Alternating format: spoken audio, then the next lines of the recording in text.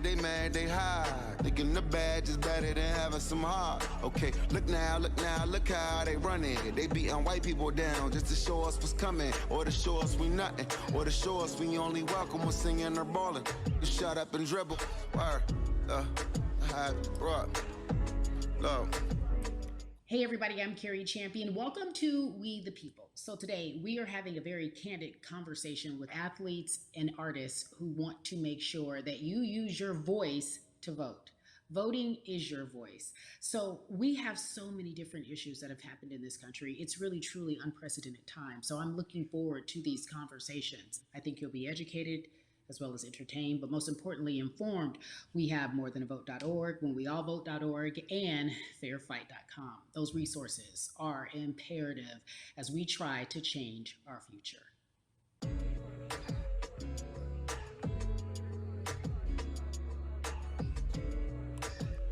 Yeah, la.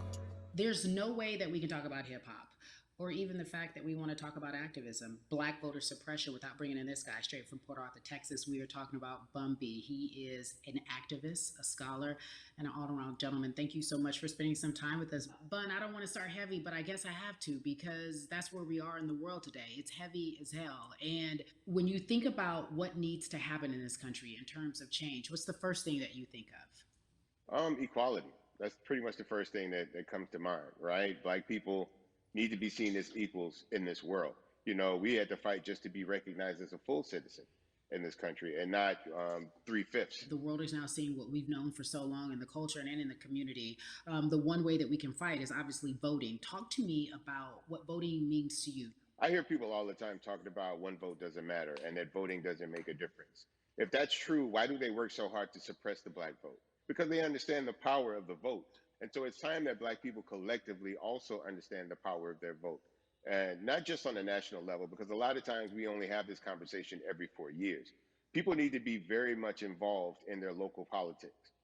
They need to understand who their elected officials are, where they stand on issues that affect you.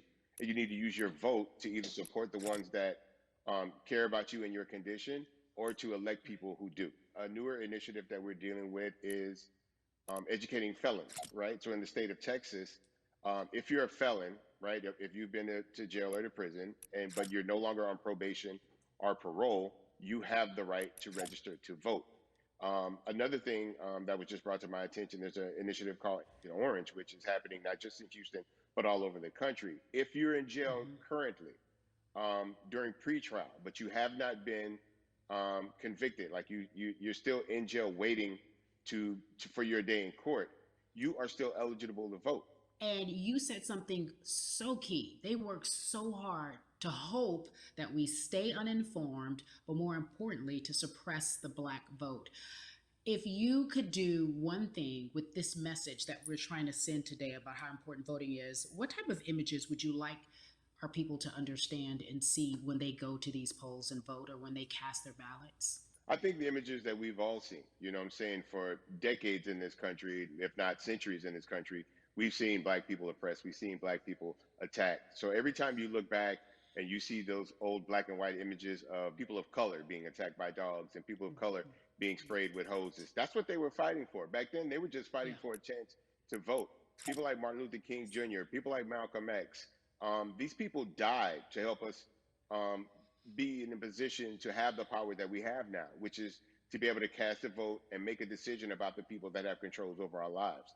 So, I mean, if you in your own community need a reason to vote, look at a person like George Floyd. If the people in your city are not open to police reform, are not open to having a conversation about defunding the police, are not open to issues concerning economic